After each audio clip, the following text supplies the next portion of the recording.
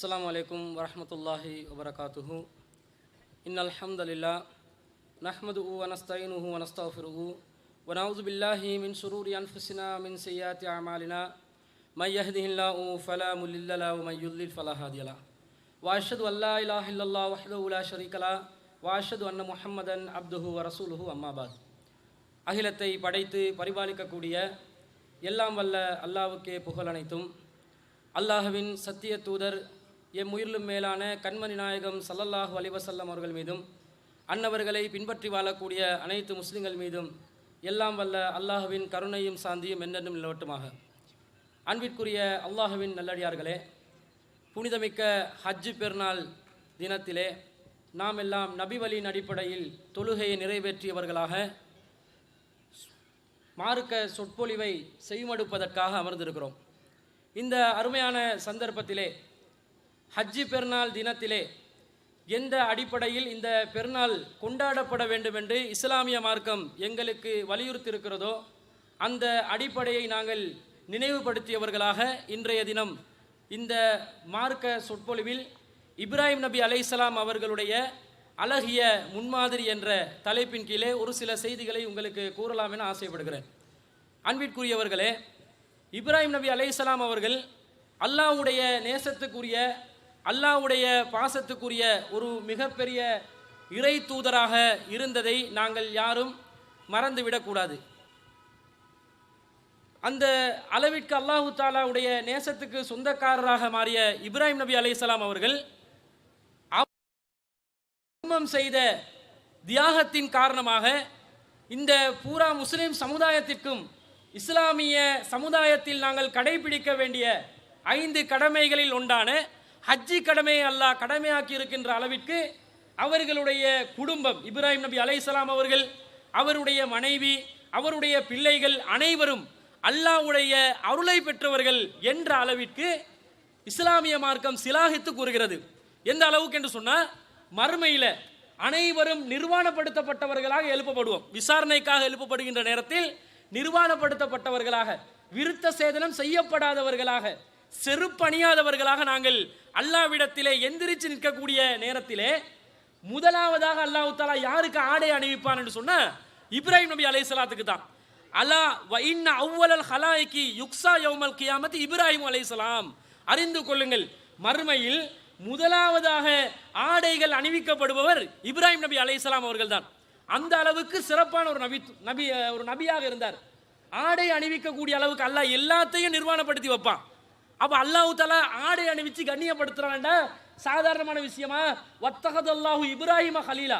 மர்மையில மட்டும் இல்ல, இந்த துனியால கூட இப்ராஹிம் நபி அலைஹிஸ்ஸலாம் அவர்களை உற்ற தோழராக அல்லாஹ் தஆலா ஆக்கி கொண்டான் என்று அல்லாஹ் சொல்கிறான். இது எல்லாத்தையும் விட நபிகள் நாயகம் ஸல்லல்லாஹு அலைஹி வஸல்லம் அவர்களை ஒரு நபித்தோழர் வந்து அழைக்கிறார்.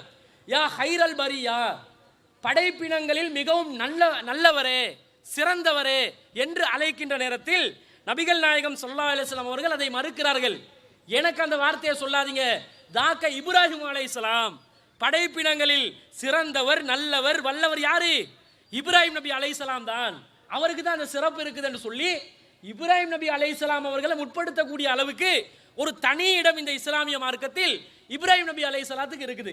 அப்ப இந்த நபியுடைய வாழ்க்கையில பலதரப்பட்ட தியாகங்களை, அதே மாதிரி அவர்களுடைய குழந்தை வளர்ப்பு, அவர்களுடைய இல்லற வாழ்க்கை, இது போன்ற பல அம்சங்கள் இருக்கிறது. இது எல்லாத்துக்கும் மேலாக அவருடைய வாழ்க்கையில் கிடைக்கக்கூடிய உஸ்வத்துன் ஹஸனாவாக அல்லாஹ் என்ன சொல்றான் தெரியுமா? இப்ராஹிம் நபி அலைஹிஸ்ஸலாத்துடைய வாழ்க்கையில் இருக்கக்கூடிய மிகப்பெரிய அழகிய முன்மாதிரி எது என்று சொன்னா, இந்த ஓரிரை கொள்கையை பிரச்சாரம் செய்கின்ற விஷயத்தில் அவர் எப்படி நின்றாரு என்பதுதான் சிறப்பானதாக இருக்கிறது. அல்லாஹ் சொல்லி காட்டுறான், உஸ்வத்துன் ஹஸனா ஃபி இப்ராஹிம வல்லதீன மாஉ. இப்ராஹிம் நபி அவர்களிடமும் அவரோடு துணை நின்றாரே அவர்களிடமும் அழகிய முன்மாதிரி உங்களுக்கு இருக்கிறது. முஸ்லிம் சமுதாயத்தை அழைத்து அல்லாஹ் தஆலா சொல்கிறான், இப்ராஹிம் நபி அலைஹிஸ்ஸலாத்து கிட்ட முன்மாதிரி இருக்குது. அவரோடு கொஞ்சம் பேர் இருந்தாங்களே அவங்க கிட்டே உங்களுக்கு முன்மாதிரி இருக்குது. உஸ்வத் என்று சொன்னா நாங்க அந்த முன்மாதிரிகளை கடைபிடிக்க கடமைப்பட்டவர்கள். நபிகள் நாயகம் ஸல்லல்லாஹு அலைஹி வஸல்லம் அவர்களை பத்தி அல்லாஹ் சொல்ற நேரத்தில் லக்கது கானலக்கும் ஃபீ ரசூலில்லாஹி உஸ்வத்துன் ஹஸனா, அல்லாஹ்வின் தூதரிடம் உங்களுக்கு அழகிய முன்மாதிரி இருக்குது என்று சொல்லி அல்லாஹ் தஆலா சொல்லி காட்டுறான். அதனால நபிகள் நாயகத்தை நாங்க பின்பற்றுறோம். இதே மாதிரி உஸ்வத்துல் ஹசனா யாருக்கிட்ட இருக்குதா? இப்ராஹிம் நபி அலைஹிஸ்ஸலாம் அவர்கள் கிட்ட இருக்குதான். என்ன உஸ்வத்துல் ஹசனான்னு பாருங்க. அவங்க சொல்றாங்க, இது காலூலி கௌமிஹிம், இப்ராஹிம் நபி அலைஹிஸ்ஸலாம் அவர்களும் அவரோடு பின்னாடி இருந்தாங்களே அவரை ஏற்றுக்கொண்ட தோழர்கள், நபி தோழர்கள், இப்ராஹிம் நபி அலைஹிஸ்ஸலாத்துடைய நபி தோழர்கள், அவர்களும் என்ன சொன்னார்கள்? இன்னா புராவு மின்கும் வமிம்மா தஅபுதூன மின் தூனில்லாஹ், அல்லாஹ்வுக்கு இணை கற்பிக்கக்கூடிய ஏக இறைவனை மறுத்து ஏக இறைவனுக்கு பதிலாக சிலைகளை, மரங்களை, மனிதர்களை, மரணித்தவர்களை வணங்கக்கூடியவர்களை பார்த்து சொன்னார்கள், இன்னா புராவு மின்கும், நாங்கள் உங்களை விட்டு விலகியவர்கள். இப்ராஹிம் நபி அலைஹிஸ்ஸலாத்து கிட்ட என்ன முன்மாதிரி இருக்குது? அவரோடு இருந்தவங்க கிட்ட என்ன முன்மாதிரின்னு சொன்னா, சிறுக்குக்கு எதிராக வந்து நிற்கணும். சிறுக்கு யாரு செய்கிறார்களோ, அல்லாஹ்வுக்கு யாரெல்லாம் இணை கற்பிக்கிறார்களோ, அல்லாஹ்வுடைய ஆற்றலை, பண்புகளை, அல்லாஹ்வுடைய அதிகாரத்தை, அல்லாஹ்வுடைய படைப்பினங்களுக்கு யாரு வழங்குகிறார்களோ அவர்களை விட்டு நாங்க விலகணும். தௌஹீத் ஜமாத் பிரச்சாரம் செய்கின்ற நேரத்தில் பல ஊர்கள் என்ன பண்ணுவாங்க? தௌஹீத் ஜமாத்தை ஊர் நீக்கம் செய்வாங்க. ஊர் நீக்கம் செஞ்சுட்டு ஒரு அற்பமான ஒரு சந்தோஷம், அடே அவர் 5-6 பேரை எப்படியாவது ஊரை விட்டு விலகிட்டோம், ரொம்ப திருப்தியா இருக்குதுன்னு பள்ளி ட்ரஸ்டிமார்கள் பேசிக்கொள்வார்கள், மூத்த தலைவர்கள் பேசிக்கொள்வார்கள். ஆனா அல்லாஹ் என்ன சொல்றான் தெரியுமா? அடே நீ எங்களை விளக்க வேண்டிய அவசியம் இல்லை, நாங்க ஆல்ரெடி இப்ராஹிம் நபி அலைஹிஸ்ஸலாத்துடைய சந்ததிகள் என்ற அடிப்படையில் உங்களை விட்டு நாங்க விலகிட்டோம். சிறுக்குக்கு இடம் கிடையாது, தர்கா வழிபாடுக்கு இடம் கிடையாது, தாயத்து தட்டு தகடுக்கு இடம் கிடையாது, மௌலூது மீலாதுக்கு இடம் கிடையாது, கத்தம் பாத்தியாக்கு இடம் கிடையாது, சூனியம், செய்வினை, கண் திருஷ்டி, நல்ல நேரம் கெட்ட நேரம், சகுனம், எதுக்குமே இடம் கிடையாது. அதை விட்டு நாங்கள் விலகியவர்கள், அல்லாஹ்க்கு பதிலாக அல்லாஹ் அல்லாதவர்களை நாங்கள் வணங்க மாட்டோம் என்று சொல்லி சொல்ல வேண்டும் என்று அல்லாஹ் சொல்றான். இதை சொல்றோமா? வமிம்மா தஅபுதூன மின் தூனில்லாஹ், உங்களை விட்டு மாத்திரம் கிடையாது, நீங்க அல்லாஹ்க்கு பதிலாக யாரெல்லாம் வச்சு வணங்குறீங்களோ அந்த தெய்வங்களை விட்டு நாங்கள் விலகியவர்கள். நீங்கள் கற்பனையாக சில தெய்வங்களை வைத்திருக்கிறீர்கள், அந்த தெய்வங்களை நாங்கள் வணங்குவோமா? வணங்க மாட்டோம். ஒரு காலம் அது நடக்காது, நாங்க ஒதுங்கிட்டோம். என்ன சொல்றாரு தெரியுமா தொடர்ச்சியா?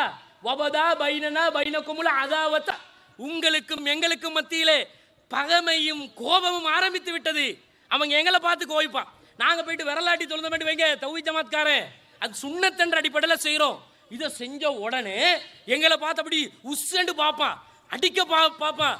நாங்கள் வந்து நபி வழி அடிப்படையில் சில செயற்பாடுகளை மக்களுக்கு அறிமுகப்படுத்தினோம் என்று சொன்னால் அதை வெறுக்கிற மாதிரி பார்ப்பான். இப்போ இஸ்லாத்தில் முகத்திரையை வந்து பெண்கள் அணியக்கூடாதுன்னு இஸ்லாம் சொல்லுது. இது அனுமதிக்கப்பட்ட ஒரு காரியமாக சமுதாயம் நினைத்து கொண்டிருந்தது. இது கூடாது, முகத்திரையை பெண்கள் அணிவது நபிகள் நாயகம் ஸல்லல்லாஹு அலைஹி வஸல்லம் அவர்களுடைய மனைவிக்கு மாத்திரம்தான், ஏனைய பெண்கள் அணியாதீர்கள் என்று குர்ஆன் ஹதீஸ் அடிப்படையில் சொன்னால் சமுதாயமே கொந்தளிச்சு எழும்புது. இது எப்படி சொல்லலாம், அப்படி சொல்லலாமா, இப்படி சொல்லலாமா எழும்புறாங்க. அவங்க வந்து எங்களை கோபமா பார்ப்பாங்க, வெறுப்பா பார்ப்பாங்க. அவங்களுக்கு எல்லாத்துக்கும் தான் அல்லாஹ் என்ன சொல்றான்? நாங்க எங்களுக்கு உங்களுக்கு மத்தியில பகைமை ஆரம்பிச்சிட்டோம், நீங்க பகைக்க வேண்டிய அவசியம் இல்லை, நீங்க கோபப்பட வேண்டிய அவசியம் இல்லை, நீங்க எங்களை வெறுக்க வேண்டிய அவசியம் இல்லை, நாங்களே ஒதுங்கியவர்கள், நாங்களே உங்களை விட்டு விலகியவர்கள், நாங்களே உங்களை கோபித்து விட்டோம், நாங்களே உங்களை விலக்கி விட்டோம் என்று சொல்லி இப்ராஹிம் நபி அலைஹிஸ்ஸலாம் சொன்ன மாதிரி ஒவ்வொரு முஸ்லிமும் சொல்லணுமா? சொல்றோமா? இந்த மார்க்க பிரச்சாரத்தில் ஏகத்துவத்துக்கு உயிர் மூச்சாக இப்ராஹிம் நபி அலைஹிஸ்ஸலாம் அவர்கள் இருந்தார்களே, இந்த பகையை எதுவரைக்கும் அவர் கண்டினியூ பண்றோம் என்று சொல்றாரு தெரியுமா? ஹத்தா துமினு பில்லாஹி வஹ்தா, நீங்க அல்லாஹ்வை மட்டும் வணங்கு வரைக்கும். எப்ப சிறுக்க விட்டு விலகி சிறுக்கு செய்யாமல் அல்லாஹ் சொன்னதை கேட்டு செய்வோம், அல்லாஹ்வை வணங்குவோம் என்ற நிலைக்கு வருகிறீர்களோ அது வரைக்கும் பகைதான், அது வரைக்கும் கோபம் தான் என்று சொல்லி இப்ராஹிம் நபி அலைஹிஸ்ஸலாம் அவர்கள் செய்தார்கள். எந்த அளவுக்கு பிரச்சாரம் என்று பாருங்க. இந்த பிரச்சாரத்தை ஒரு முஸ்லிம் செய்வானா? செய்கிறார்களா? சாதாரண பொதுமக்களை விடுங்க, மார்க்கத்தை கட்டறிந்த அறிஞ பெருமக்கள் என்று இன்று தங்களை தம்மட்டம் அடித்துக் கொண்டிருக்கக்கூடியவர்கள் இந்த கொள்கையை கடைபிடிக்கிறார்களா? இதை சொல்கிறார்களா? மார்க்கத்தை அறியாத பாமரன் செஞ்சா மன்னித்து விடலாம், மார்க்கமே விளங்காம செய்யறான், எப்படி கொள்கையை கடைபிடிக்கணும் இவங்க புரியல என்று சொல்லி அவனை மன்னித்து விடலாம், அலட்சியப்படுத்தி விடலாம். மார்க்க மாமேதைகள் என்று மார்த்தட்டி கொள்ளக்கூடியவர்கள் இந்த கொள்கை, இந்த உஸ்வத்துல் ஹஸனாவை வாழ்நாளில் ஒரு தடவையாவது, ஒரே ஒரு தடவையாவது கடைபிடிப்பார்கள் என்று சொன்னா ஒட்டுமொத்த இலங்கையும் ஏகத்துவ கொள்கையை நோக்கி வந்துவிடும். ஆனா செய்ய மாட்டேன்றாங்க. என்ன இப்ராஹிம் நபியை புகழ்றது? இப்ராஹிம் நபியை புகழும் என்று சொல்லக்கூடியவர்கள் இந்த உஸ்வத்துல் ஹஸனாவை செஞ்சு காட்டணும், கத்தத்துக்கு எதிராக போராடணும், மௌலூதுக்கு எதிராக போராடணும், போராடி விலகியவர்கள் என்று அறிவிக்கணும். அறிவிப்பார்களா? அறிவிக்காம இருக்கிறாங்க. இவர் எப்படி பண்ணுவாருன்னு பாருங்க. இந்த இப்ராஹிம் அலைஹிஸ்ஸலாம் இவங்க மார்க்கத்தை எடுத்து சொல்றது மட்டும் இல்ல, மார்க்கத்தை எடுத்து சொல்ற நேரத்தில் பிற சமுதாயங்கள் எங்களோடு மோத வருவாங்க, எங்களோடு சண்டை பிடிக்க வருவாங்க, எங்களோடு கருத்து வேறுபாடு கொள்வாங்க, விவாதிக்க வருவாங்க. இந்த டைம்ல என்ன செய்யணும் என்றதை இப்ராஹிம் அலைஹிஸ்ஸலாம் சொல்லி தர்றாங்க. எப்படின்னு பாருங்க. அலம் தர இலல்லதி ஹாஜ இப்ராஹிம் ஃபி ரப்பிஹி, நீங்கள் பார்க்கவில்லையா, சிந்திக்கவில்லையா? இப்ராஹிம் நபி அலைஹிஸ்ஸலாம் அவர்களோடு அவருடைய இறைவனை பற்றி ஒருத்தர் வந்து விவாதிக்க வந்தாரே, தர்க்கம் செய்ய வந்தாரே, விவாதம் நடத்த வந்தாரே, அவரை பற்றி நீங்கள் சிந்தித்து பார்க்கவில்லையா? அன் அத்தா உல்லாஹுல் முல்க, அவனுக்கு ஆட்சி அல்லாஹ் கொடுத்த ஒரே காரணத்துக்காக தான் வந்தான், இல்லாட்டி வந்திருக்க மாட்டான். விஷயம் உள்ளவன் இல்லை, அல்லாஹ் ஆட்சி அதிகாரத்தை கொடுத்துட்டான். இப்ராஹிம் நபி சிலைகளுக்கு எதிராக பிரச்சாரம் செய்யற நேரத்தில் அவரை விவாத களத்தில் யாரு சந்தித்தா? சாதாரண ஒருத்தர் கிடையாது, ஆட்சி அதிகாரத்தை கையில் வைத்திருக்கக்கூடிய ஒருவன். எப்படி கஷ்டமா இருந்திருக்கு சிந்திச்சு பாருங்க.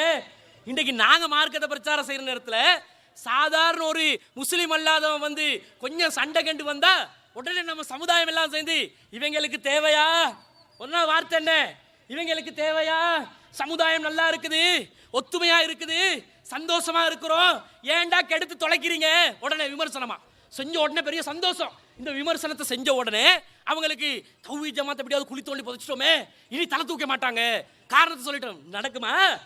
அல்லாஹ்வுடைய ஒளியை யாராலையும் ஊதி அடைக்க முடியாது. இப்ராஹிம் நபியோட ஒரு ஆட்சியாளர் வர்றார். ஆட்சியாளர் வந்து சும்மா நிற்கிறான் இல்ல, ஆட்சியாளருக்கு இவர் ஆர்கியூமெண்ட் பண்றாரு. இவர் சொல்றாரு, இது கால இப்ராஹிமு ரப்பி அல்லதி யுஹ்யி வைமீத். அவர் சொல்றார் இப்ராஹிம் நபி அலைஹிஸ்ஸலாம், என்னுடைய இறைவன் யார் தெரியுமா?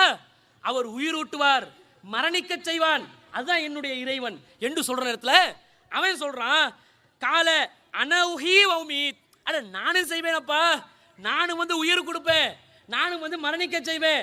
ஒருத்தர் வந்து மரண தண்டனை விதிக்கப்பட்ட ஒரு நிலையில் இருக்கிறான்னு வைங்க, அவருக்கு ஆட்சியாளன் நீ வந்து உனக்கு நான் மன்னிச்சிட்டேன், பொது மன்னிப்பு கொடுத்துட்டேன், நீ இனிமேல் மரண தண்டனை கைதி கிடையாது, உனக்கு வந்து விடுதலைன்னு சொன்னா இப்போ உயிர் கொடுத்தான்னு அர்த்தம், வாழ வச்சிருக்கிறான். அதே ஆட்சியாளன் நீ செத்துத்தான் தொலையணும், உனக்கு தண்டனை நிறைவேற்றப்படும் என்றா செத்துருவான். அப்ப இந்த மாதிரி இவன் சொல்றான், நானும் உயிர் கொடுப்பேன், மரணிக்க செய்வேன், சாகடிக்கவும் முடியும் என்று சொல்றான். இப்ராஹிம் நபி அது அல்லாஹ் மாதிரி நீ செய்ய முடியாதுன்னு ஆர்கியூமெண்ட் பண்ணாம, அப்படி வர்றீங்களா, ட்ரக் அப்படி விழுதா, இந்த சேஞ்ச் பண்றேன் பாருன்னு சொல்லி உடனே சொல்றாரு, கால இப்ராஹிமு ஃபைனல்லா யஅதி பிஷம்சி மினல் மஷ்ரிகி ஃபஅதி பியா மினல் மக்ரிபி. அல்லாஹ் வந்து சூரியனை கிழக்குல உதிக்க செய்றான், நீங்க முடியுமெண்டா மேற்குல உதிக்க செய்யுங்க. ஆர்கியூமெண்ட் பண்றீங்களா இல்லையா? அல்லாஹ்வுடைய விஷயத்துல வர்றீங்களா? செஞ்சு பாருங்க. உடனே அல்லாஹ் தஆலா சொல்லி காட்டுறான், ஃபபுஹிதல்லதி கஃபர், இறைவனை நிராகரித்தவன் அப்படி வாயடைத்து போனான். எப்படி இருக்கணுமா? ஏகத்துவவாதி உண்மையான முஸ்லிம் எப்படி இருக்கணும் என்று சொன்னா, ஏகத்துவத்துக்கு எதிராக எவன் விவாத ஆயுதத்தை தூக்கி கொண்டு வருவானோ அவனோடு விவாதித்து அறிவுபூர்வமாக தர்க்கம் செய்து அவனுடைய வாயடக்க வச்சு அவனுடைய ஆட்சி அதிகாரத்தை பார்க்காமல், செல்வத்தை பார்க்காமல், மக்கள் பலத்தை பார்க்காமல் களத்தில் நின்று நிற்கணும். இதை இப்ராஹிம் நபி அலைஹிஸ்ஸலாம் அவர்கள் செய்தார்கள். இந்த ஹுஸ்வத்துன் ஹஸனா எங்க போச்சு எங்க சமுதாயத்தில்? நிக்குதா? நிக்கல. சமுதாய ஒற்றுமை, சமுதாய ஒற்றுமைன்றான். சமுதாயத்தை ஒற்றுமைப்படுத்த சொல்லி குர்ஆன் வசனம் எதுவும் இல்லை, ஹதீஸ் எதுவுமே இல்லை. என்னமோ குர்ஆன்ல வலியுறுத்தப்பட்ட ஒரு செய்தி மாதிரி சொல்றாங்க. குர்ஆன் எப்பயும் என்ன சொல்லுமெண்டா, ஏகத்துவத்தை சொல்லி ஏகத்துவத்தில் மக்கள் அணி திரட்டு, அல்லாஹ்வுடைய வஹீல் அனைவரையும் சேர்த்து விடு, இப்படி கட்டளையிடுமே தவிர சமுதாய ஒற்றுமை வருவா? வந்தா அவன் முஸ்லீம் ஆகுவானாங்க. முஸ்லீம் அல்லாதவர்களோட முஸ்லீம்கள் சமுதாயத்தில் ஒற்றுமையா இருக்கணுமா? இருந்தா நீ காஃபிரா இருந்து ஒத்துமையாரி, நான் முஸ்லீமா இருந்து ஒத்துமையா இருக்கிறேன் என்று இறை நிராகரிப்பை தக்க வைக்கக்கூடிய ஒரு கொள்கை வருமே தவிர இஸ்லாத்தை ஏகத்துவத்தை நிலைநாட்டுற ஒரு கொள்கை வராது. இப்படி இவர் இந்த சமுதாயத்துக்கு அறிவுபூர்வமாக இப்ராஹிம் நபி அலைஹிஸ்ஸலாம் அவர்கள் பிரச்சாரம் செய்தார்கள். ஒரு முறை சமுதாயத்தை பார்க்கிறாரு, பார்த்து சொல்றாரு, என்னப்பா நீங்க வணங்குறீங்க தெய்வங்கள், இதை எல்லாத்தையும் விட நீங்க வணங்குற தெய்வத்தை விட இந்த நான் பார்க்கிற நட்சத்திரம் இது நல்லா இருக்குது அப்படி என்றாரு. சமுதாயம் எல்லாம் ஆமா, நாங்க வந்து வணங்குற தெய்வங்களை விட நட்சத்திரம் பரவாயில்லையே, ரொம்ப உயரமான இடத்துல இருக்குது, மின்னவும் செய்து என்று சொல்லி அந்த நட்சத்திரத்தை கடவுளா சமுதாயம் வந்து அங்கீகரிக்கிறாங்க. உடனே இவர் சொல்றாரு, நட்சத்திரம் கால பொழுதுல வந்து விளங்காது, வானத்துல தான் இருக்கும், ஆனா வந்து சூரிய வெளிச்சம் வந்து மறைச்சிரும், விளங்காது. உடனே மறைஞ்சிருச்சா? நட்சத்திரம் மறைஞ்ச உடனே இவர் சொல்றாரு, என்னப்பா நட்சத்திரத்தை வந்து உங்களோட தெய்வங்களை விட நல்லவன்னு பார்த்தா அது கால பொழுது அடைஞ்சோன்னு காணாம போயிருச்சே, காணாம போறதெல்லாம் நான் தெய்வமா வைக்க மாட்டேன். உடனே ஆர்கியூமெண்ட் பண்றாரு. உடனே சமுதாயம் விழிச்சு கொள்ளுது, அப்படியா அப்ப இனிமேல் நட்சத்திரத்தை வணங்க கூடாது. உடனே சந்திரனை பார்த்து இது வந்து ஒளி தருதே, சந்திரன் தான் கடவுள். உடனே சந்திரன் காணாம போறதை காட்டி சந்திரன் கடவுள் இல்ல, சூரியன் வந்து பெருசா இருக்குது, ரொம்ப பிரகாசமா இருக்குது, அதுதான் கடவுள். சூரியனும் இரவுல மறையுதா, சூரியன் அப்ப கடவுளாக முடியாது என்று சொல்லி சொல்கிறார். இன்னி வஜ்ஜஹுது வஜ்ஹல் இல்லதி ஃபத்ர ஸமாவாதி வல் அர்ல், நான் என்னுடைய முகத்தை இவைகளுக்கு பணியச் செய்ய மாட்டேன், வானங்களையும் பூமியையும் படைத்த இறைவனுக்காக பணியச் செய்கிறேன் என்று உடனே டைவர்ட் பண்ணி எடுக்கிறார் சமுதாயத்தை. பாருங்க, இது இப்ராஹிம் நபி அலைஹிஸ்ஸலாம் 3 பொய்கள் சொன்னார்களே, அந்த 3 பொய்ல ஒரு பொய் தான் இது. இது பொய் தான் சொன்னாரு. நட்சத்திரத்தை உண்மையாவே அவர் கடவுள் என்று சொல்லல. ஏனென்றா வமா கான மினல் முஷ்ரிகீன் என்றான் அல்லாஹ். இப்ராஹிம் நபி அலைஹிஸ்ஸலாம் ஒரு பொழுதும் சிறுக்கு செய்யக்கூடியவராக இருக்கவே இல்லை அல்லாஹ் சொல்றான். அவர் பொய்க்கு தான் சொல்றாரு. மக்களை படித்தரத்துல மேல கொண்டு வர்றதுக்காக வேண்டி, மக்களுக்கு புரிய வைக்கிறதுக்காக வேண்டி, மார்க்கத்தை சொல்றதுக்கு பொய்ய பரப்பலாம் என்று சில ஃபித்னாக்காரங்க வந்து இந்த நிலைப்பாட்டில் தௌஹீத் ஜமாத் இருக்குதுன்னு பரப்புறாங்க. இது இப்ராஹிம் அலைஹிஸ்ஸலாத்துடைய கொள்கை. இந்த கொள்கையை யார் அவருக்கு வழங்கினு சொன்னா வத்தில்க ஹுஜ்ஜத்துனா ஆத்தைனாஹா இப்ராஹிம அலா கௌமிஹி, இந்த கொள்கையை இந்த சான்றை நாங்க தான் இப்ராஹிமுக்கு கொடுத்தோம் என்று அல்லாஹ் சொல்றான். அப்ப அல்லாஹ் தான் ஸ்டெப் பை ஸ்டெப்பா சமுதாயத்துக்கு விழிப்புணர்வு ஏற்படுத்தி மூட நம்பிக்கை உடைச்சி மக்களுடைய அறிவு சிந்தனையுடைய தரத்தை கூட்டி ஏகத்துவத்துக்கு கொண்டு வர்றதுக்குரிய ஒரு வழிமுறையாக இந்த முறையை அல்லாஹ் தாலா கற்றுக் கொடுத்து இப்ராஹிம் நபி சொன்னாங்க. ஆனா சொன்னது பொய்யா இல்லையா? நட்சத்திரத்தை கடவுள் என்று சொன்னாரா இல்லையா? அது பொய்க்கு சொன்னதனால அது பொய் என்று அல்லாஹ் தாலா கூட அங்கீகரிக்கிறான். அந்த பொய் அல்லாஹ் அங்கீகரிக்கிறான். இவ்வளவு பொய்களை சொல்லி சில செய்திகளை மக்களை நேர்வழிப்படுத்துறதுக்காக வேண்டி அல்லாஹ்வின் தூதர் இப்ராஹிம் நபி அலைஹிஸ்ஸலாம் அவர்கள் செய்தார்களே தவிர, இன்னைக்கு சில கிறிஸ்தவர்கள் என்ற பெயர்ல என்ன செய்யறாங்க? இறைவன் கர்த்தர் வந்து குணப்படுத்துறாரு, நோய் நிவாரணம் வழங்குறாரு, மேல இருக்கக்கூடிய பிசாசுகளை விரட்டுறாரு என்றெல்லாம் சொல்லி மக்களை ஏமாத்துறாங்க. இந்த போலி நாடகத்தை இஸ்லாம் சொல்லல, நேர்வழிப்படுத்துறதுக்கு. இதை சொன்ன நேரத்தில் விட்டாங்களா? இவ்வளவு திறமையாக அறிவுபூர்வமாக ஹிக்குமத்தை கையாண்டு, இந்த சொல்லுவாங்களே அந்நிய மக்களுக்கு தாவா பண்ற நேரத்தில் ஹிக்குமத்தோட பண்ணுங்கண்டு, அந்த ஹிக்குமத்தை இப்ராஹிம் நபி அலைஹிஸ்ஸலாம் செய்தார்கள். செய்த பிறகு வந்தாங்க விவாதத்துக்கு. என்ன செஞ்சாங்க? வஹாஜஹு கௌமுஹு, அவருடன் அவருடைய சமுதாயம் விவாதத்திற்கு வந்தார்கள். கால அதுஹாஜூனி ஃபில்லா, இவர் கேட்கிறார் இப்ராஹிம் நபி, அதுஹாஜூனி ஃபில்லா, அல்லாஹ்வுடைய விஷயத்தில் என்னோடு விவாதிக்க வருகிறீர்களா? பலா அகாஃபுமா, நீங்கள் இணை கற்பிக்க கூடிய தெய்வங்களுக்கு ஒரு நாளும் பயப்பட மாட்டேன். அவர் சொல்றாரு பாருங்க. இப்படி சொல்லுவீர்களா? ஏகத்துவவாதிகள் சொல்வீர்களா? நீ தௌஹீத் என்ற பேர்ல நிறைய கூட்டங்கள் பிரிஞ்சு A to Z தௌஹீத் ஜமாத் நிறைய இருக்குது.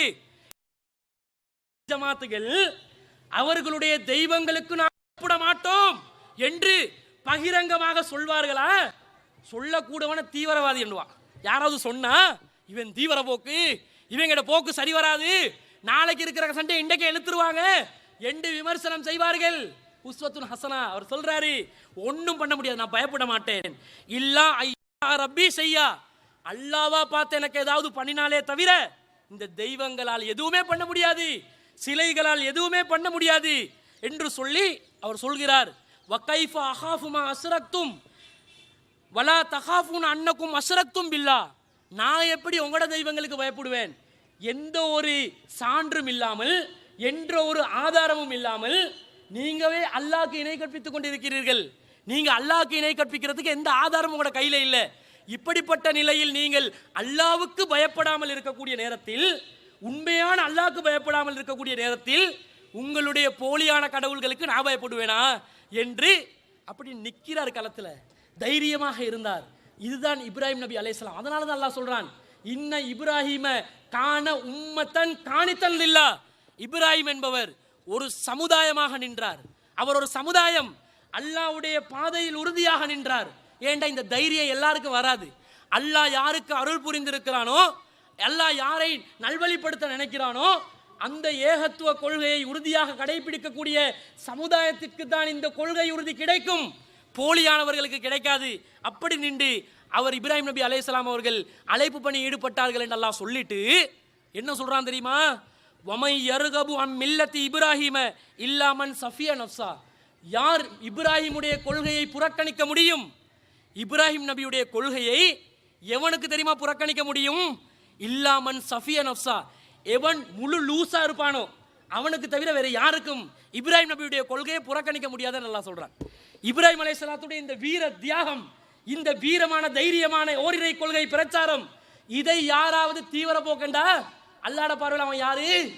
லூஸ் என்ற அர்த்தம், மடேன் என்ற அர்த்தம், முட்டாள் என்ற அர்த்தம், பைத்தியம் என்ற அர்த்தம். அல்லாஹ் சொல்றான், நான் சொல்லலைங்க, அல்லாஹ் சொல்றான். இதுதான் இப்ராஹிம் நபியுடைய வழிமுறை என்று அல்லாஹ் தஆலா சொல்லி காட்டுறான்.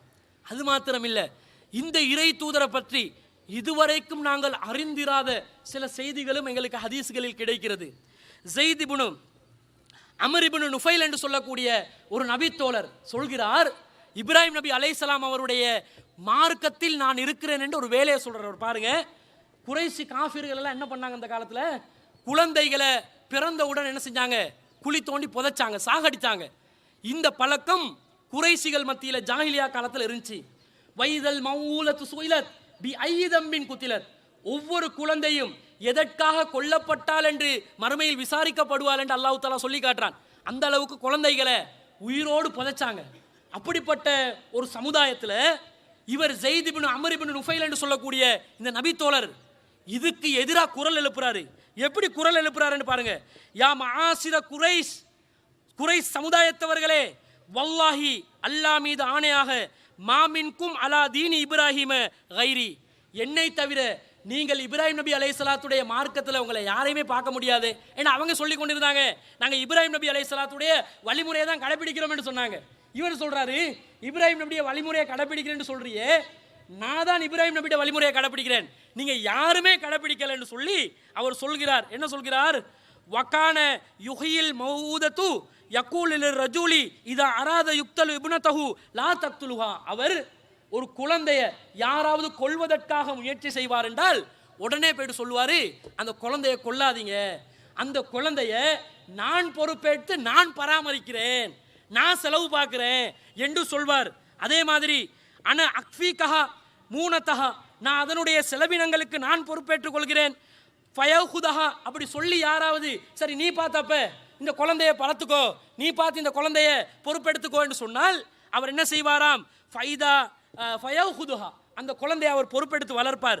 ஃபைதா தராராத், அந்த குழந்தை பெருசாகி, பெண் குழந்தை பெருசாகி வளர்ந்த பிறகு காலலி அபிஹா, அந்த தந்தைக்கு போயிட்டு சொல்லுவாரு, இன் சேத்த தஃபாத்துஹா, நீ நினைச்சேன்னு சொன்னா, விரும்பினு சொன்னா, இந்த குழந்தை இப்ப பெருசாகிருச்சு, சின்னத்துல தான் வறுமைக்கு அஞ்சி குழந்தைய கொல்ல பார்த்தாய், இப்ப பெருசாகிருச்சு, வளர்ந்துருச்சு, இந்த உன்னுடைய பெண் குழந்தை திருப்பி உனக்கு நான் ஒப்படைத்து விடுவேன்.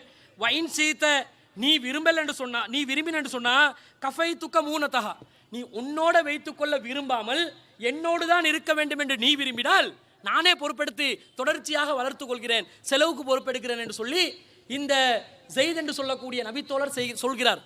இந்த குழந்தைகள் உயிரோடு புதைக்கப்படுவதை எதிர்த்து போராடிய ஸைத் இப்னு அம்ர் இப்னு நுஃபைல் என்று சொல்லக்கூடிய நபித்தோழர் என்ன வார்த்தையை பயன்படுத்தினாரு? இப்ராஹிம் நபி அலைஹிஸ்ஸலாத்துடைய மார்க்கத்தில் நான் இருக்கிறேன் என்று சொன்னார். நான் தான் இப்ராஹிம் நபியுடைய வழியில நடக்கிறவர், நான் இப்ராஹிம் நபியை போல இருக்கிறவர் என்று சொன்னார். இதுல இருந்து என்ன விளங்குதுங்க? இப்ராஹிம் நபி அலைஹிஸ்ஸலாம் சாதாரணமா ஓரிரை கொள்கையோட நிக்கல, பெண்ணினத்துக்காக வேண்டி குரல் எழுப்பி புதைக்கப்படுவதற்கு எதிராக போராட்டம் நடத்தி இருக்கிறார், பெண்களை பாதுகாப்பதற்காக குரல் எழுப்பி இருக்கிறார் என்று தெரியவில்லையா? இன்னைக்கு பாருங்க, இப்ராஹிம் நபி அலைஹிஸ்ஸலாத்துடைய இந்த வழிமுறை நிறைய பேருக்கு தெரியாம போச்சு. எந்த அளவுக்கு இப்ராஹிம் நபி இருந்தாரு. இன்றைக்கு வரதட்சணை, சீதனம், பெண் வீட்டு விருந்து என்று சொல்லி பெண்கள் கொடுமைப்படுத்தப்படுகிறார்கள். அவர்களுக்கு எதிராக குரல் எழுப்புவதும் இப்ராஹிம் நபி அலைஹிஸ்ஸலாத்துடைய முன்மாதிரியில் உஸ்வத்துல் ஹசனாவில் அடங்குகிறது. இன்னைக்கு பாருங்க, சேயா சதவிமணிக்கு என்னாச்சு? அவ 5 வயசு குழந்தை கொட்டதனியாவ என்ற ஊர்ல ஒரு 5 வயசு அழகான ஒரு சிறுமி, சாதாரண விளையாட்டுல அறிவுல படிக்கிற விஷயத்துல ரொம்ப நுட்பமாக இருக்கக்கூடியவள், தன்னுடைய வாழ்க்கையே ஒரு வசந்தமாக தன்னுடைய சிறு குடும்பத்தோடு, அந்த வறுமையில் சிக்கிய குடும்பத்தோடு அழகான முறையில் வாழ்ந்து கிடந்த குழந்தைய என்ன பண்ணாங்க? கற்பழிச்சு அந்த குழந்தைக்கு கொடுமைப்படுத்தி அந்த குழந்தைய கொண்டிருக்கிறாங்க. எப்படி கொண்டிருக்கிறாங்க? அவட கையை உடைச்சி, அவ அணிந்திருந்த மேலாடையாலேயே களத்தை நெருக்கி மிகவும் கொடூரமான முறையில் கற்பழித்து 4 வயசு 4.5 வயசு 5 வயசு குழந்தைய கொடூரமான எந்த அளவுக்கு சொல்றான், இன்னைக்கு ரிப்போர்ட்டை பார்த்து சொல்றான், இதுவரைக்கும் இந்த அளவுக்கு கொடூரமாக சிறுமிகள் கற்பழிக்கப்படவில்லை என்ற அளவுக்கு கொடூரமாக கற்பழித்து கொலை செய்யப்படுகிறாள் என்று சொன்னால் இன்னைக்கு சமுதாயத்துடைய நிலைமை எங்க போச்சுன்னு பாருங்க. வித்யா யோகேஸ்வரன் ஞாபகத்தில் இருக்கிறதா?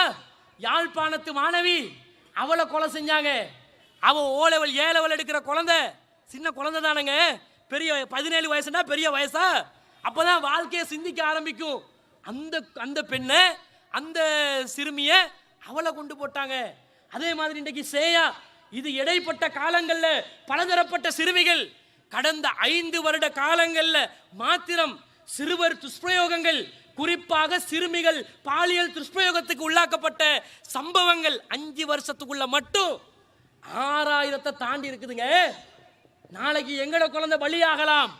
இந்த காமுரர்களை, அரக்கர்களை சுட்டு கொல்லணுமா இல்லையா? மார்க்கம் சொல்ற மரண தண்டனை நிறைவேற்றப்படுவதற்கு மிகவும் தகுதியான அருகதி வாய்ந்த ஒரு இடம் இருக்கும் என்று சொன்னால், இந்த சிறுவர் துஷ்பிரயோகத்தை யாரு பண்ணுகிறார்களோ, யாரு கொலை செய்கிறார்களோ, பெண்ணினத்தை இல்லாதொழிக்கிறார்களோ, பெண்களை ஒரு காமுக பொருளாக யாரெல்லாம் பார்க்கிறார்களோ அவர்கள் தானே கொல்லப்படுவதற்கு தகுதியானவர்கள். இன்னைக்கு அதை ஜனாதிபதி ஒப்புக்கொண்டான். இவ்வளவு காலம் சொல்லி வர்றோம் ஜமாத்தால, இஸ்லாமிய மார்க்கத்துல பள்ளிக்கு பள்ளி சட்டம் எடு, அவன் கொண்ட இவன் உயிரை எடு, உடனே சரியா நீத்திய சரியாவை கொண்டு வந்து மக்களை நீங்க கஷ்டப்படுத்த பாக்குறீங்க அப்படி என்று சொல்லி உடனே விமர்சன அலைகள் கிளம்புது. ஏன் ஓன் வீட்டில் ஓன் குழந்தை கற்பழிக்கப்பட்டால் பேசுவியா? எவ்வளவு இன்னும் தாண்டி மதம் தாண்டி கண்கள் கண்ணீர் வடித்து இரத்த கண்ணீர் வடிக்கிற அளவுக்கு அந்த குழந்தைய மூஞ்ச பார்த்து எப்படிடா பண்ணினீங்க, எப்படிடா நீங்க இந்த அநியாயத்தை செய்ய முடியும்? அந்த குழந்தைய கற்பழிக்கிறதுக்கு நினைக்க முடியுமாங்க? எந்த அளவுக்கு ஒரு மனிதாபிமானம் இந்த சமுதாயத்தில் புதைந்து கிடக்குதுன்னு பாருங்க. இத இன்னைக்கு ஜனாதிபதி சொல்லிட்டான், எனக்கு விருப்பம் தான், மரண தண்டனை நிறைவேற்றிடுவேன் அப்படின்னு சொல்ற நேரத்தில் அதுக்கு பார்லிமெண்ட்ல நான் பெர்மிஷன் மட்டும் எடுக்க வைக்குது. எனக்கே வைக்கலாம், ஆனால் பார்லிமெண்ட்ல என்ன வளர்த்துவாங்களோ தெரியல. அதனால கொஞ்சம் ஒருக்கா கேட்டுக்கொள்ளும், இல்லாட்டி கூட்டாட்சி உடனே கவுந்து போயிடும். அதனால பயந்து அவரும் சொல்றாரு. சொன்ன உடனே யாரு வர்றாங்கன்னு பாருங்க. தேசிய சிறுவர் பாதுகாப்பு அதிகார சபையில தலைவியா யார் இருக்கிறாரோ அவ வந்து நட்டாஷா என்று சொல்லக்கூடிய நட்டாஷா பாலேந்திரன் உடனே சொல்றா, மரண தண்டனை எல்லாம் நிறைவேற்றி இந்த குற்றங்களை குறைக்க முடியாதுங்க. இவங்க எல்லாத்தையும் சிறுவர் பாதுகாப்பு அதிகார சபையில எவன்டா தலைவியா போட்ட உடனே எந்த அளவுக்கு மோசம் பாருங்க. சிந்தனையை பாருங்க. ஊரே கிளம்புது. இலங்கை நாட்டில் இதுவரை காலமும் மரண தண்டனையை அமுல்படுத்தணும் என்று சொல்லி யாருமே இந்த அளவுக்கு கிளம்பினது இல்லை. உடனே இங்க கிளம்பி ஒரு அலையொன்று உருவாகுது. இதை சந்தர்ப்பமாக பயன்படுத்தி யாரையாவது தூக்கு கையில் ஏத்தினோம் என்றா இந்த குற்றங்கள் குறைந்து விடும் என்றதை உடனே சொல்ற நேரத்தில் இவங்க சில அறிக்கைகளை காட்டுறாங்க. ஒரு மனிதநேய ஆணைக்குழு ஒன்று இருக்கிறது, மனித உரிமை ஆணைக்குழு. இவங்க சொல்றாங்க மரண தண்டனை நிறைவேற்றதுனால குற்றங்கள் எல்லாம், இந்த மாதிரி குற்றங்கள் எல்லாம் குறையாதுன்னு சொல்றாங்க.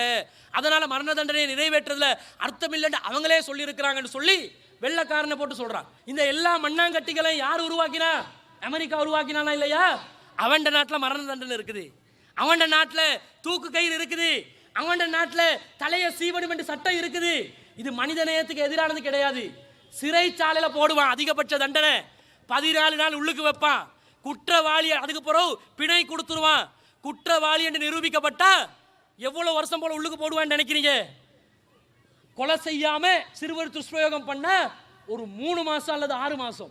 கொலை செஞ்சிட்டான்னு சொன்னா அது வந்து கொலைக்கு இவன் சம்பந்தம் இல்லை, சாட்சிகள் சரியா இல்லை, சாட்சிகள் முரண்படுது, ஏதாவது ஒரு காரணத்தை சொல்லி விடுதலை ஆக்கிடுவாங்க. 6 மாசம் தான் அவன் உள்ளுக்கு இருக்க போறான். 6 மாசம் உள்ளுக்கு இருக்கிறான் என்ன அர்த்தம்? 6 மாசம் எங்களுடைய வரி பணத்துல சாப்பாடு போடுறேன்னு அர்த்தம். குற்றங்கள் குறையுமா? உடனே சிறைச்சாலைகளை எழுதிடுவாங்க ஒரு வார்த்தையை, சிறை கருவோ மனுஷையோ, கைதிகளும் மனிதர்கள் தான். அட அவன் மனுஷனா இருந்தா ஏன்னா அதுக்குள்ள இருந்தான்? குற்றம் செய்ய போய் தானே அதுக்குள்ள போனா. ஒருவனுடைய உயிரை பறிக்கிற குற்றம், ஒரு சிறுமியை கற்பழிக்கிற குற்றம் மனிதாபிமானத்தோடு நோக்க வேண்டிய ஒரு குற்றமா? அவனுக்கு தண்டனையை கொடுக்கணும். அல்லாஹ் தஆலா சொல்லி காட்டுறான், வலக்கும் ஃபில் கிசாசி ஹயாத்துன் யா உலில் அல்பாப். லுப்பு உள்ள மனிதர்களே, புத்தியுள்ளவர்களே, அறிவாளிகளை கூப்பிட்டு அல்லாஹ் சொல்றான், அறிவாளிகளே, இந்த கிசாசுடைய சட்டத்தில் பழிக்கு பழி வாங்கணும் என்று ஒரு சட்டத்தை நான் விதித்திருக்கிறேனே, இந்த சட்டத்தில் யாருக்கு தெரியுமா வாழ்வு இருக்குது? மனித சமுதாயத்துக்கே வாழ்வு இருக்குது. நீ அறிவாளியாக இருந்தா நடைமுறைப்படுத்துன்றான். புத்திசாலிகளுக்கு அல்லாஹ் சொல்றான், மூளை இருந்தா அமுல்படுத்து. ஆனா இந்த மூளைகட்ட ஜென்மம் சொல்லுது, நட்டாசா பாலேந்திரன் என்ன சொல்றா, இதை அமுல்படுத்த கூடாது. உடனே முன்னால் இருந்தாரு இந்த தேசிய சிறுவர் பாதுகாப்பு அதிகார சபையில ஸ்தாபக தலைவர் ப்ரொஃபசர் ஹரேந்திர சில்வா. இவன் சொல்றான், அது சரிப்பட்டு வராதுங்க. அவன் வீட்டில் ஏதாவது நடக்கணும், அவன் வீட்டில் அவன் பிள்ளைக்கோ, அவன் பொண்டாட்டிக்கோ, அவன் தங்கச்சிக்கோ, அவன் உமாவுக்கோ இந்த மாதிரி நடந்தா உடனே வருவான், மக்களை கூட்டுவான், மக்களை திரட்டி மரண தண்டனை அமுல்படுத்துவோம் என்றுவான். அமுல்படுத்தணும். இந்த மாதிரி ஒருத்தர் 2 பேருக்கு எப்படி கொடுக்கணும் தூக்கு தண்டனைய? சாதாரணமா இல்ல, மக்களுக்கெல்லாம் பார்வையில வச்சு பெரிய ஸ்டேடியம், நீ சுகதாச ஸ்டேடியத்தை புக் பண்ணி இலங்கையில் உள்ள மக்களை குமி அல்லது கோல் பேஸுக்கு எடு, மக்கள் எல்லாம் பார்க்க நிற்க, இவன் ஒரு சிறுமியை துஷ்பிரயோகம் செய்து விட்டான், அந்த சிறுமியை கொலை செய்து விட்டான் என்று சொல்லி அவனுடைய களத்தை ஒரு வெறித்தனத்தோட சீவனுங்க. அப்போதான் இந்த குப்பாடித்தனம் செய்யக்கூடியவன்கள் காமூர்கள் எல்லாம் அடங்குவான். இது கொஞ்ச நாள் இந்த அலை இருக்குமே, கொஞ்ச நாள்ல ஓஞ்சி போகும். இன்ஷா அல்லாஹ் இந்த ஜமாத் ஊடாக இந்த அலை ஓயிற நேரத்தில் எங்கட அலையை நாங்கள் ஸ்டார்ட் பண்ணுவோம். இதை கொண்டு வரணும், மரண தண்டனை அமுல்படுத்தி இந்த சட்டத்தை நிறைவேற்று கொண்டு வருவோம். இப்படி கொண்டு வர்றதுக்கு நாங்கள் களமிறங்கினா திரும்ப பழைய கூட்டம் சேரும். எங்களுக்கு தேவைங்கடா, எங்கட சமுதாயத்தில் ஒரு பிள்ளையா வேற சமுதாயம் தானே பேசுவான். அப்படி பேசினா அவனுக்கு நாங்கள் சொல்லக்கூடிய பதில் என்ன? இது இப்ராஹிம் அலைஹிஸ்ஸலாத்துடைய வழிமுறை. இப்ராஹிம் நபி சிறுவர்களை பாதுகாத்தார்கள், சிறுமிகளுடைய உயிருக்கு உத்தரவாதம் அளிப்பதற்கு போராடினார்கள். அதனால் நாங்களும் போராடுவோம், நாங்களும் இந்த தியாகத்தை செய்வோம். இதற்கு எதிராக வரக்கூடிய விமர்சன கணைகள், எதிர்ப்புகள், சண்டைகள், சச்சரவுகள் அனைத்தையும் முகம் கொடுப்பதற்கு நாங்கள் தயாராக இருக்கிறோம் என்பது இப்ராஹிம் நபி அலைஹிஸ்ஸலாத்துடைய வாழ்க்கை தரும் அழகிய முன்மாதிரி என்று நாங்கள் மீண்டும் மீண்டும் குரல் எழுப்போம். அன்பிற்குரியவர்களே, ஏகத்துவ பிரச்சாரம் எங்களுடைய உயிர் மூச்சு. அதை எந்த சந்தர்ப்பத்திலும் விட்டுறாதீங்க. பொருளாதாரத்துக்காக, சக வாழ்வுக்காக, நாங்கள் சுகபோகமாக இருப்பதற்காக வேண்டி இந்த ஏகத்துவ கொள்கை பிரச்சாரத்தை நாங்கள் விட்டு விட்டோம் என்று சொன்னால் அல்லாஹ்வுடைய மார்க்கம் ஒழியாது, நாங்கள் ஒளிந்து விடுவோம், நாங்கள் இல்லாத ஒளிந்து விடுவோம். அல்லாஹ் எங்களை அப்புறப்படுத்தி அல்லாஹ்வுக்கு கட்டுப்பட்டு அல்லாஹ்வுடைய மார்க்கத்தை எத்தி வைக்கக்கூடிய இன்னொரு சமுதாயத்தை அல்லாஹ் கொண்டு வருவான். அல்லாஹ்வுடைய மார்க்கத்தை நிலைநாட்ட எந்த சபபும் அவசியம் கிடையாது. அவன் ரப்புல் ஆலமீன், ஃபஆலுல் லிமா யுரீத், நாடியதை செய்து முடிக்கக்கூடிய சர்வ வல்லமை படைத்த இறைவன். அந்த இறைவன் ஒருவன் தான் இருக்கிறான். அவனுக்கு இணைகள் கிடையாது, தெய்வங்கள் கிடையாது, சிலைகள் கூடாது, மரங்கள் வணங்கக்கூடாது, மனிதர்களை வணங்கக்கூடாது என்பதை அவன் நிலைநிறுத்துவான். அதற்கு அல்லாஹ் தஆலா ஏதோ ஒரு வழியை அமுல்படுத்துவான். எங்கள் அவசியம் இல்லை, நாங்க இதை பிரச்சாரம் செய்யணும் என்றா எங்களுக்கு மறுமையில் சொர்க்கத்தில் அந்தஸ்து கிடைக்கணும் என்றதுக்காக நாங்க இதை எதுக்கு செய்யணும்? நாங்க சொர்க்கத்துக்கு போகணும், சொர்க்கத்தில் அந்தஸ்து அடையணும், அல்லாஹ்வுடைய திருப்தி அடையணும், அல்லாஹ்வுடைய பாதையில் போராடணும். ஆயுதமேந்தி போராடக்கூடிய போராட்டம் கிடையாது. அறிவுபூர்வமாக வஜாயிதுஹும் பிஹி ஜிஹாதன் கபீரா, பிற சமுதாயங்களோடு குர்ஆனை கொண்டு கடுமையான ஜிஹாதை செய்யுங்கள் என்று அல்லாஹ் சொல்றான். ஆயுதத்தை கொண்டு ஜிஹாத் செய்யாதே, பிற சமுதாயங்களுக்கு இந்த திருமறை குர்ஆனை கொண்டு ஜிஹாத் செய்யுமாறு அல்லாஹ் சொல்கிறான். இந்த அறிவுபூர்வமான மார்க்கம் எந்த சமுதாயத்துக்கும் கிடைக்காத ஒரு பொக்கிஷம் எங்களுடைய கையில் இருக்கிறது. அந்த முரண்பாடு இல்லாத தெளிவான நேரான வழியை காட்டக்கூடிய வேதத்தை சுமந்த நாங்கள் மௌனிகளாக இருந்தால் சதாகாலம் மௌனிகளாகவே இருக்கட்டும். அவர்கள் ஒதுங்கட்டும், அவர்கள் வேறு வேலை பார்த்து கொள்ளட்டும், அவர்கள் உண்ணட்டும் பருகட்டும், அவர்களுடைய சொந்த அலுவல்களில் ஈடுபடட்டும். செய்யக்கூடியவர்களை தடுத்து விடக்கூடாது, செய்யக்கூடியவர்களை விமர்சிக்க கூடாது, செய்யக்கூடியவர்களுக்கு எதிராக போட்டு கொடுக்க கூடாது. உடனே ஒருத்தன் கிளம்பி சொல்றான், இந்த ஜமாத்தா ISIS உடைய பிரதிநிதித்துவம் நடக்குதாம். இங்க இலங்கையில ISIS கொண்டு வர்றது ஸ்ரீலங்கா தௌஹீத் ஜமாத்தா, அதுல மார்க்கெட்டிங் மேனேஜர் நானாம். அட முட்டாளே, ஒரு வார்த்தையை சொல்றியே, இது அல்லாஹ் மறுமையில கேட்டா எந்த ஆதாரத்தோட அல்லாஹ் கிட்ட நீ சொல்ல போற? எந்த பதிலை வைத்திருக்க? இந்த ஒன்று போதுமா இல்லையாங்க? எங்கட ஜமாத்துல அழைப்பு பண்ணி செய்யக்கூடியவங்களுக்கு எல்லாம் சொர்க்கத்துக்கு போறதுக்கு இது ஒன்று போதும். இவங்களுக்கு பரப்புற இந்த அவதூறு ஒன்று போதும். யாழா மறுமையில் நன்மைகள் குறைஞ்சிச்சண்டா அல்லாவே இந்த அவதூறு பரப்பினொத்த இருக்கிறான். அடி நீ அவதூறு பரப்பினா இல்லையா உன் நன்மை எல்லாத்தையும் அல்ல தந்துரு. அங்கே சமரசம் இல்லையங்க. அங்கே சிறுக்குவாதி ஏதாவது ஒரு நன்மை செஞ்சிருந்தா அதை உடனே கவ்வி கொள்ளக்கூடிய ஒரு வாய்ப்பு கிடைக்கும். அவதூறு நல்ல பரப்பு. இந்த ஜமாத் ISIS கிடையாது. ISIS ஒழித்து கட்டணம் என்று பாடுபடக்கூடிய ஜமாத் இது. ஜிஹாத் என்ற பேரில் இன்றைக்கு ஆயுதமேந்தி தற்கொலை தாக்குதல் நடத்தி பப்பாவி மக்களை கொலை செய்து இரத்தத்தை உறிந்து குடிக்கக்கூடிய காட்டு மிராண்டிகளுக்கு எதிராக களத்தில் நின்று பிரச்சாரம் செய்யக்கூடிய ஒரே அமைப்பு இந்த ஸ்ரீலங்கா தௌஹீத் ஜமாத் தான். இங்கே ISIS என்று எவனாவது ஒருத்தன் கிளம்பினா அவனுக்கு நாங்கள் தான் இலக்காகப்படுவோம். அவனுடைய எதிரியாக நாங்கள் தான் கருதப்படுவோம். நன்றாக ஞாபகத்தில் வைத்துக் கொள்ளுங்கள். எவனெல்லாம் சமாளித்து பூசி முழகி கொள்கையை நிலைநாட்ட வர்றானோ அவன் இலக்காகப்பட மாட்டான். எவன் தீவிரமாக பிரச்சாரம் செய்கிறானோ அவங்க தான் இலக்காக்கப்படுவார்கள் என்பதை ஞாபகத்தில் வைங்க. எனவே ஏகத்துவ பிரச்சாரத்தை ஒருபோதும் கைவிட்டு விடாதீர்கள். குடும்பத்துக்காக, சமுதாயத்துக்காக, ஊருக்காக, நட்புக்காக, பாசத்துக்காக, பணத்துக்காக, பதவிக்காக, அந்தஸ்துக்காக இந்த கொள்கையை விட்டு விடாதீங்க. கொள்கை முக்கியம். கொள்கையோடு வாழ்வதுதான் அல்லாஹ் தஆலா எங்களிடம் எதிர்பார்க்கிறான். ஒமன் அஹ்சனுதீனன் மிம்மன் அஸ்லம வஜ்ஹு லில்லாஹ். யார் அழகிய கொள்கைக்குரியவர், மார்க்கத்துக்குரியவன், அல்லாஹ்வுடைய பக்கம் தன்னுடைய முகத்தை கட்டுப்படுத்தி வஹுவ முஹ்சினுன் அழகிய நற்காரியங்களை செய்து கொண்டு வத்தபா மில்லத்த இப்ராஹிம் நபி அலைஹிஸ்ஸலாத்துடைய கொள்கையை, மார்க்க பிரச்சாரத்தை, வழிமுறையை யார் கடைபிடிக்கிறார்களோ, ஹனீஃபன் தூய்மையாக சத்தியத்தில் நின்று அவர் பிரச்சாரம் செய்தார். இந்த மார்க்கத்தை யார் கடைபிடிக்கிறார்களோ அவர்கள்தான் அழகிய கொள்கைக்குரியவர்கள் என்று அல்லாஹ் நற்சான்றிதழ் வழங்கிவிட்டான். அந்த அழகிய கொள்கைக்குரியவர்களாக நாங்கள் ஆக வேண்டும். அதற்காக இப்ராஹிம் நபி அலைஹிஸ்ஸலாம் அவர்களுடைய அழகிய முன்மாதிரியை நாங்கள் கடைபிடிக்க வேண்டும் என்பதை கூறிக்கொண்டு இந்த ஹஜ் பெருநாளுடைய நசீஹத்து, இப்ராஹிம் நபி அலைஹிஸ்ஸலாம் ஏகத்துவத்தை பிற மக்களுக்கு பிரச்சாரம் செய்தது, பெண்களுக்காக, சிறுவர்களுக்காக, சிறுமிகளுக்காக போராடினது. இந்த பண்புகளை எங்களிடத்திலும் நாங்கள் வளர்த்துக் கொள்ள கடமைப்பட்டிருக்கிறோம். வாஹிர் தவானா அல்ஹம்துலில்லாஹி ரப்பில் ஆலமீன்.